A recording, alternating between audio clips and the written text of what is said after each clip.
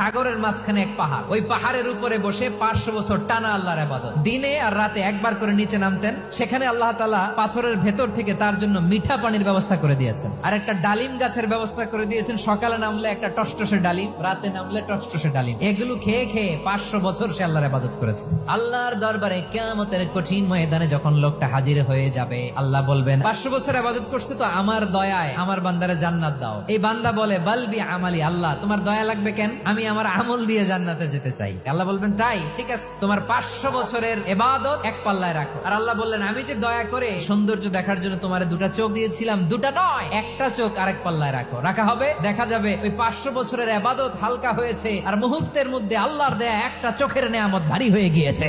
ফলাফল দেখো, হিসাব বলে তুমি এখন জাহান্নামে যাবা, যাও এবার জাহান্নামে যাও। এবার লোকটা কাচুমাচু করে বলে আল্লাহ এবার আমি বুঝতে পেরেছি তোমার দয়া ছাড়া দুনিয়ায় কেউ জান্নাতে যেতে পারবে না।